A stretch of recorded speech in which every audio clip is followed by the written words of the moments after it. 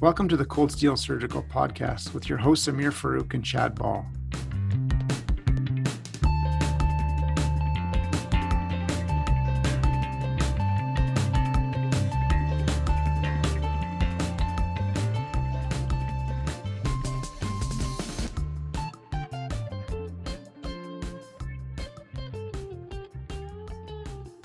It's with quite a heavy heart that we record this podcast here, but given the contributions clinically, academically, and particularly personally to many surgeons in Canada and without doubt globally, we thought it was a good opportunity to talk about David Feliciano, given his recent passing.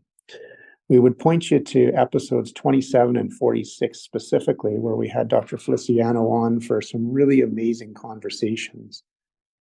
Episode 27 in particular was about his history in trauma and building cultures that really did care for patients on an individual all the way to a system level.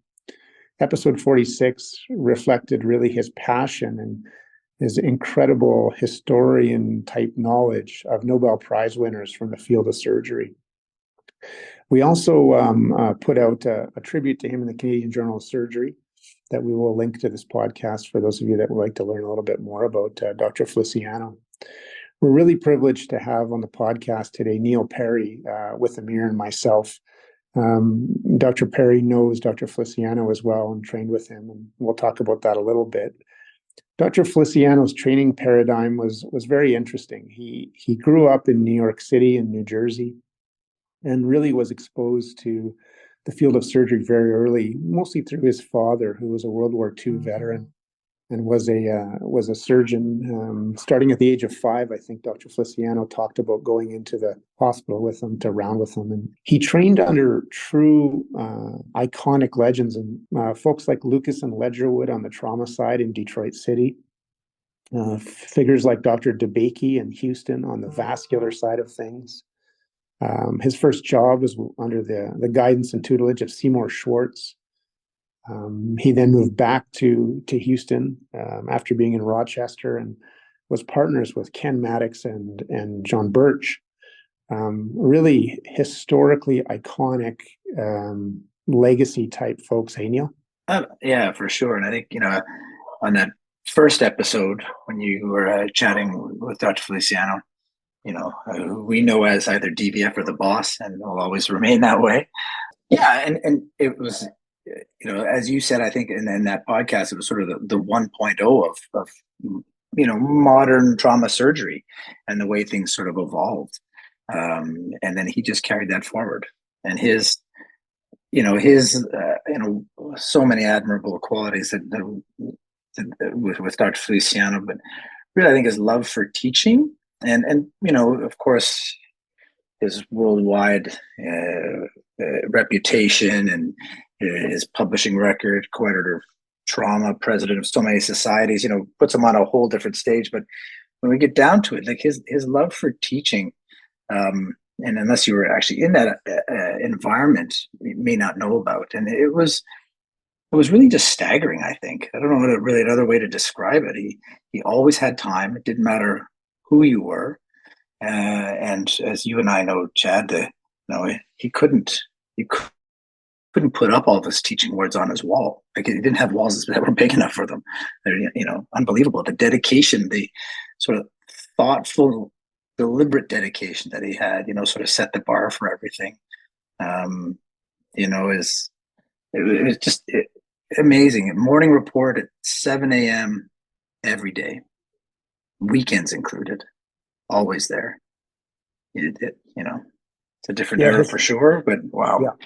Yeah, no, I agree. Like his commitment to patient care, his commitment to education, and his commitment to his colleagues on many levels is probably unmatched in terms of anything I've seen in my training and my working pathway. And you're right. He was a 7-day-a-week, 24/7 guy. He was always around to help anybody more junior or more senior for help. And as you point out, I think he won the general surgery resident teaching award at Emory, something like almost 20 straight years. Like, You're also correct in that there's an era there that's different than now, and his style is certainly different than I think you see now. But boy, oh boy, was it did it penetrate, and did you learn things? I remember the very first day I got there, which was June 30th, the day before.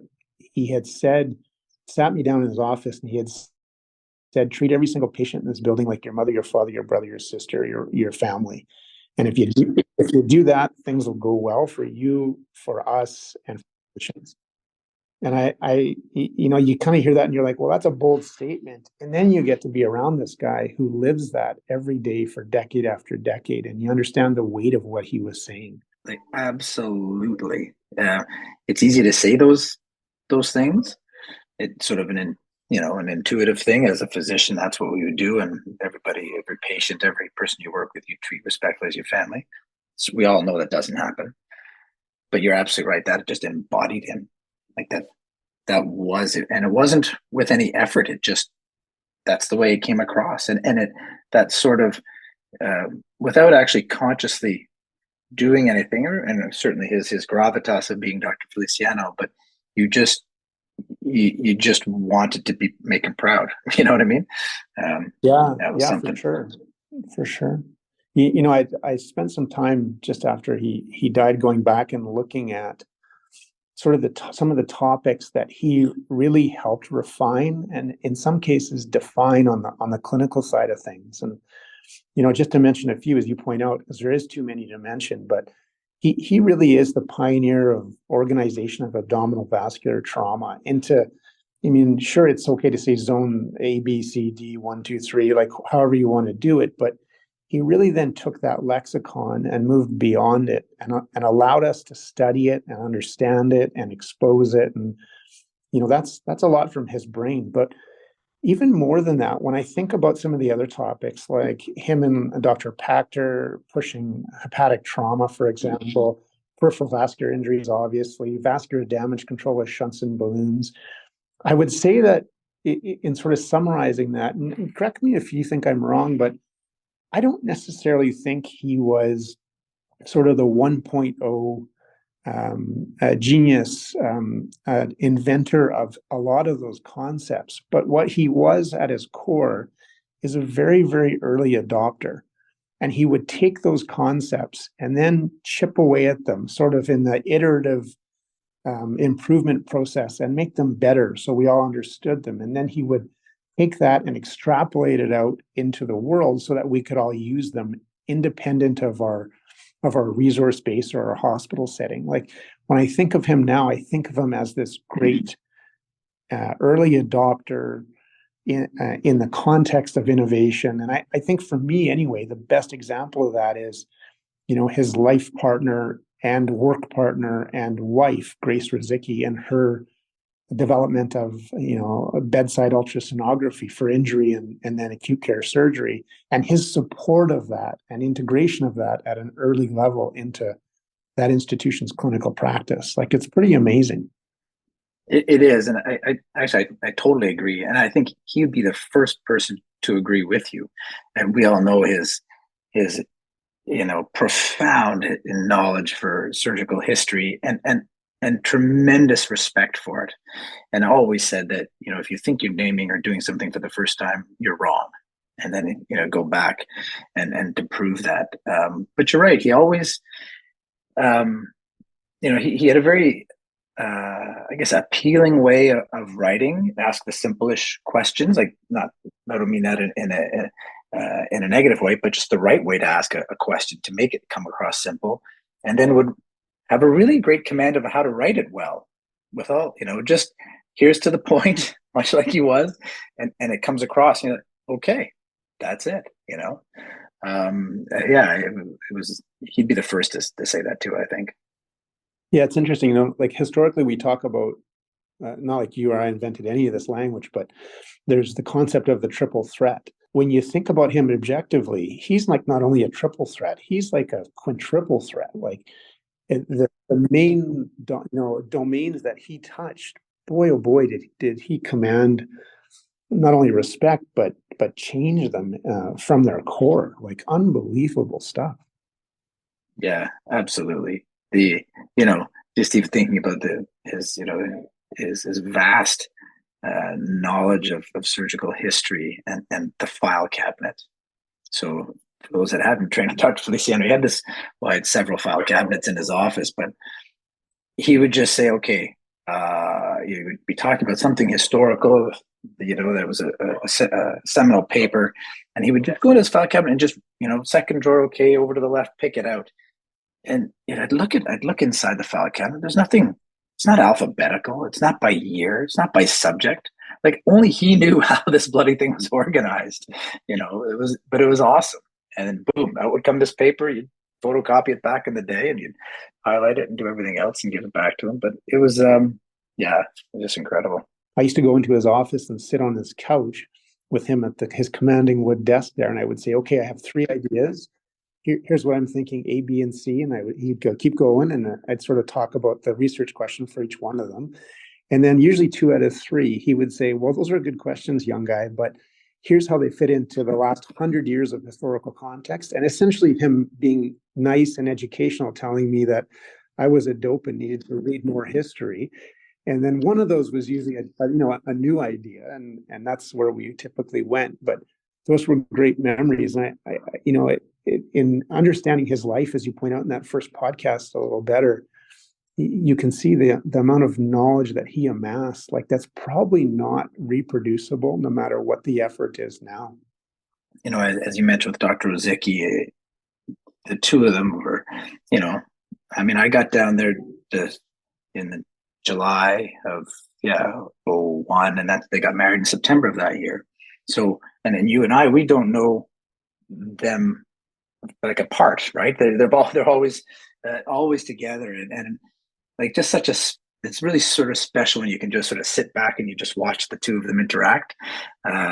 It's really, really something, but they're both just incredible mentors. Yeah, I couldn't agree more. You're right. Dr. Ruzicki is a really important part of his legacy.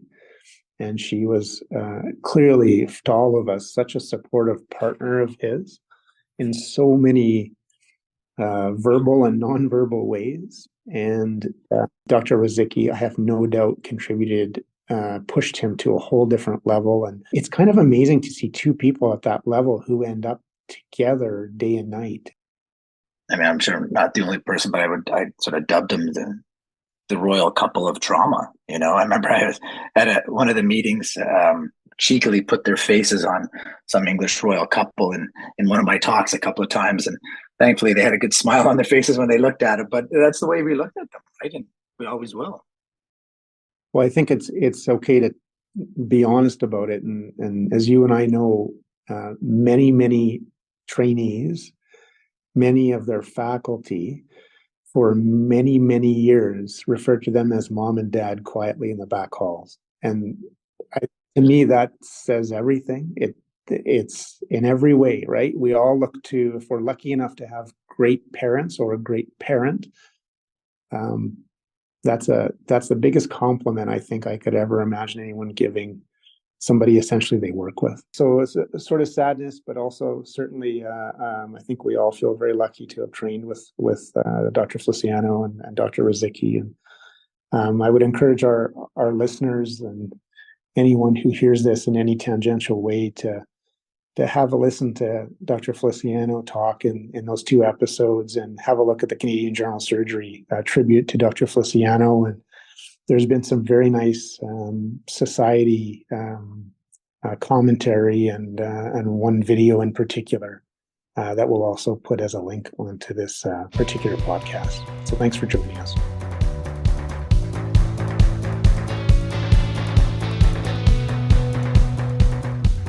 You've been listening to Cold Steel, the official podcast of the Canadian Journal of Surgery.